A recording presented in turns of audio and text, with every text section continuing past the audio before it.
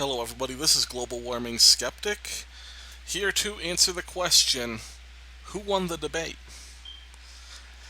And the answer is the debate itself was a wash, but it was unfortunate for Trump. And let me explain. Now, when I talked about what Trump needed to do, Trump needed to win over his weak areas, which are minorities, particularly blacks, and women. He never got the opportunity to do that. And in fact, it went slightly against him because I don't think he handled the character issue of the debate well.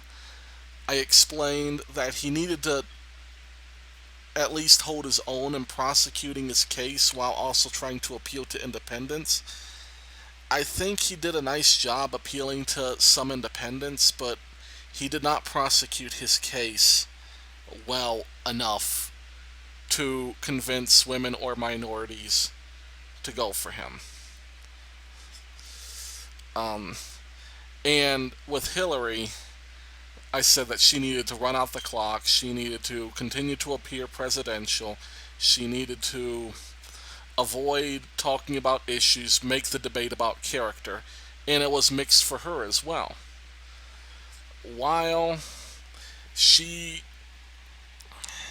while she was able to remain remarkably presidential, talking through interruptions of both Chris Wallace and Donald Trump, agree or disagree with her interrupting Chris Wallace on an open discussion when he's trying to ask her a question, but she talked as if they were not speaking. She was able to get into her zen. I don't know how she did it.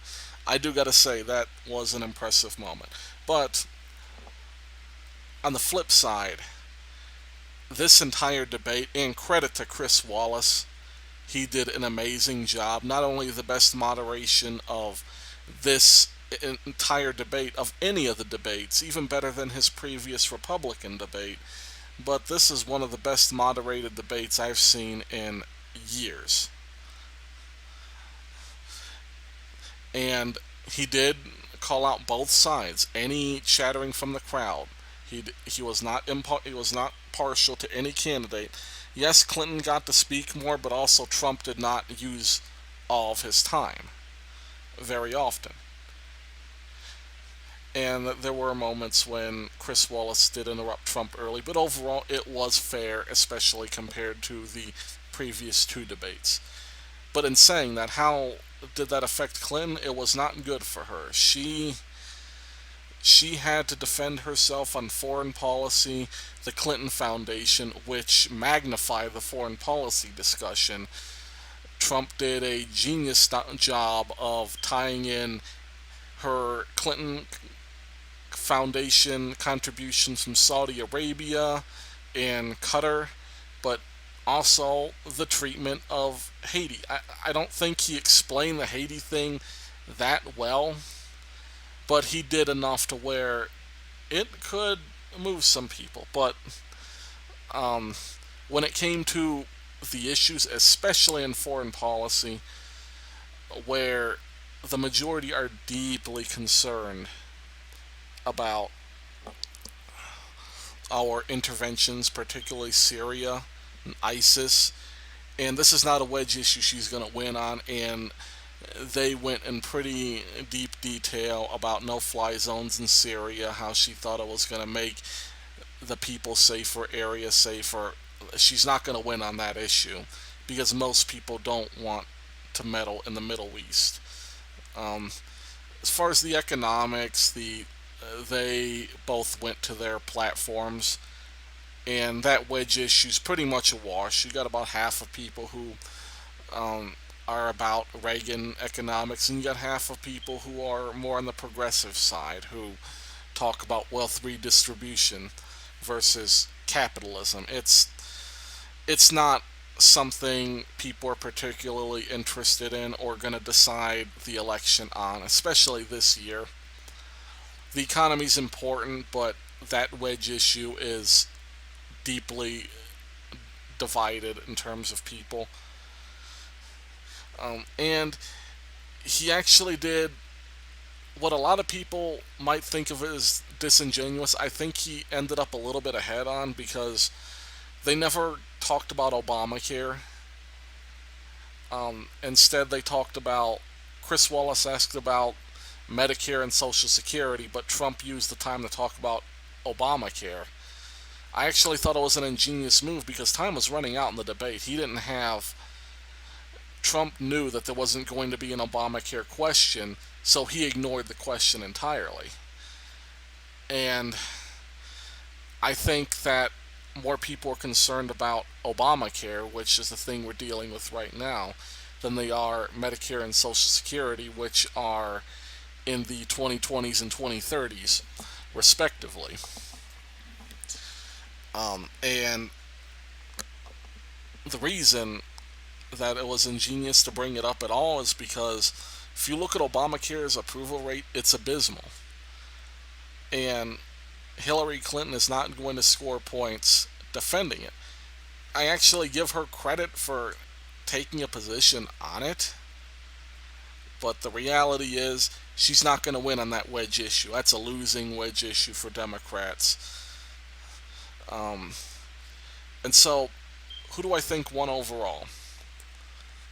I have to say it was a tie, but I think the reality of it's going to be, although the debate itself was a tie, the fact that Donald Trump could not convince women and minorities, because he never really had a chance with the questions that were being asked. And that's not on Wallace, because he did ask about very substantive topics, but it did not. The inner cities, I knew we had to talk about inner cities because that'd be his portal to talk about the black community, talking about law and order. He had a little bit of a chance because he brought it up in passing. Um, and Ben Shapiro actually said something remarkable, is that Republicans win with minorities when they talk about law and order, as opposed to talking about other race issues or saying race doesn't exist. It They win on law and order. And I think Trump could have expanded upon that, but he didn't. But the reality is that the questions were what they were. And most of the polls have Hillary ahead, but the problem is that the polls are deeply, deeply different. There is no. I mean, granted that they can do all the bias removal they want, they can try to filter out all the noise, they can try to wait for different demographics that are under and overrepresented, all the statistical techniques. But the reality is there's going to be a bias in those polls. They're, they're just too different. You have polls that have Clinton up 12 points, you have polls that say Trump is up 2 points. And these are major national polls. These aren't National Enquirer. These are, if you want to go to where I normally go, Real Clear Politics, you'll see that right now, I can actually remember this remarkably well, is IBO, Trump is up by, it's 1 point, I think. Rasmussen and LA Times USC Daybreak have Trump and Hillary tied.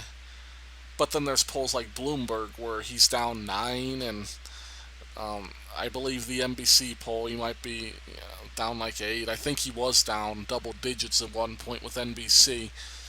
So there's no telling. And to end this off, I'd just like to say that with all the news coming out, because the news isn't just like a couple times a week, a few times a week, or even every day, it's by the hour. Because you have so many Podesta emails, so many the Veritas stuff is coming out from Peter O'Keefe, but then they're trying to discredit Peter O'Keefe right now. And so you're going to have a wedge there, and that's going to be a big fight, and that's going to depend on what they release. If they can offer a more indisputable proof and are able to refute the character attacks at the same time, you got that. And you never know what's going to surface about Trump.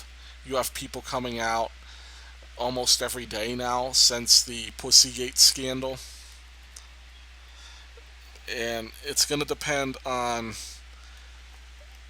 how severe the stuff comes out for both of them. But it's going to be a nasty couple of weeks left to the election. And this overall is just, it's a nasty campaign. It's nasty for a reason because there's so much at stake. We're at a crossroads. Are we going to go the progressive route, or are we going to go toward capitalism, free markets, freedom of choice? Because that's going to be the big crossroads. Are we going to become a European style social economy? And it's especially magnified with these Supreme Court decisions. Because right now we got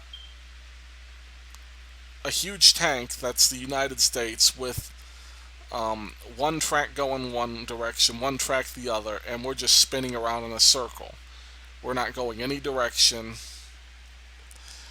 We're going a little bit one way, a little bit another. We're sprinkling social on top of capitalist, on top of social in this, what would you even call it? Like a peanut butter and salad sandwich or something. It doesn't, like, what we're putting together does not go together. We don't have a sound and unified policy on economics or much of anything else. And this is going to be the time when we decide.